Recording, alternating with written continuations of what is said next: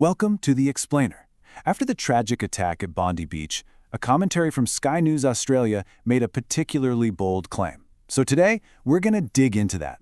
We're not just going to look at what was said, but how this whole argument was put together piece by piece to lead viewers to a pretty specific and, pretty controversial conclusion. Right out of the gate, the commentary doesn't start with shock or sadness. Nope, it hits you with this really provocative claim. I mean, it's a line that's designed to make you just stop and think, wait, what? How could anyone possibly see something like this coming? So let's unpack the logic they're using here. Okay, so the very first move in this argument is to completely reframe the whole event. You're told, don't look at this as some random, out-of-the-blue act of violence. Instead, the argument is that this was the inevitable, predictable result of a much bigger problem that's been growing for a while. And the commentary is super deliberate about the emotional reaction. It says, of course there's horror, sadness, and anger, but it makes a huge point of saying there was no disbelief, no shock. And look, this isn't just a throwaway comment. It's really the foundation of the whole argument. The idea is that the warning signs were so obvious, you shouldn't have been shocked. So what exactly makes it foreseeable according to this commentary? Well, it ties it directly to what it calls unchecked public hatred. The argument goes something like this. This wasn't some sudden bolt from the blue. It was the toxic result of a hatred that was just allowed to fester and grow right out in the open. Okay, so how do you get from a general feeling of hatred to a specific attack like this? Well, the commentary doesn't look at the Bondi tragedy in a vacuum. Instead, it builds this very specific story, a timeline of events that's designed to walk you, the viewer, from point A to point B.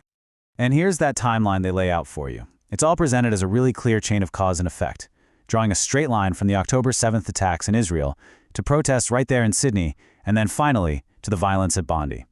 The implication's pretty clear, right? That one thing directly led to the next and the next. Now, to back up this timeline, the argument points to these specific public events. It brings up things like angry mobs, provocative flags, and what it describes as a total failure to act against some really inflammatory language, presenting all of it as clear proof that there was this environment where hatred was just allowed to thrive. Then, the commentary drops in direct quotes like this one to really drive the point home. The whole argument here is that this wasn't subtle stuff. The threat, they claim, was public. It was overt, and it was just allowed to grow without any real consequences. All right, now the argument takes a turn. So after laying out what it sees as the problem, it starts pointing fingers, and the core accusation, a complete failure of leadership right at the very top. And the commentary is absolutely scathing about the official response.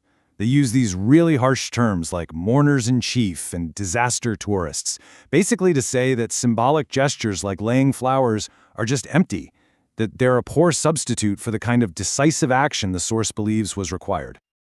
And to really hammer this point home, the commentary sets up this really stark contrast between leaders past and present. So, on one side, you've got John Howard's response to the Port Arthur tragedy, which is held up as the gold standard of what a leader should do. And on the other side, the current prime minister is painted as, well, an activist at heart who, according to this argument, is failing at the #1 job, keeping people safe. Then the commentary gets specific. It points to this time frame, more than 5 months, to really highlight what it calls a critical, unforgivable delay. The argument is that the government literally had a report on this exact issue sitting on their desk but didn't act, and that delay is framed as a massive failure of duty. Okay, so from there, the argument zooms out. It connects this alleged failure of leadership to what it sees as a much deeper problem, a systemic issue that, they claim, goes back decades. And this is where we get to the final, and probably the most sweeping, claim of the entire commentary.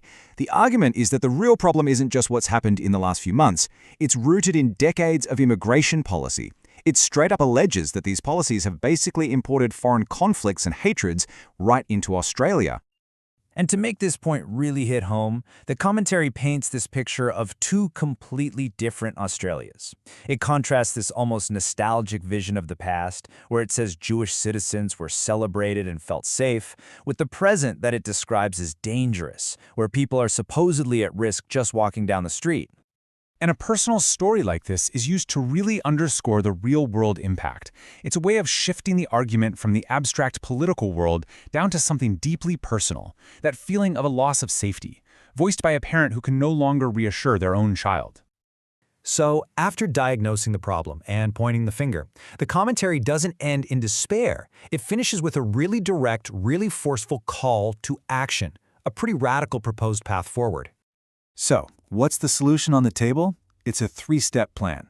First, use the public's anger to force change. Second, completely overturn 3 decades of immigration policy. And third, uphold what it calls the nation's Judeo-Christian ethos. I mean, this isn't just tinkering around the edges with new laws. It's a demand for a total cultural and political reset. And that's the final challenge it leaves the audience with. It reframes the entire Bondi tragedy. It's not just a horrific event anymore. In this argument, it's a pivotal moment, a fork in the road, that, they claim, will define the entire nation's future based on what happens next.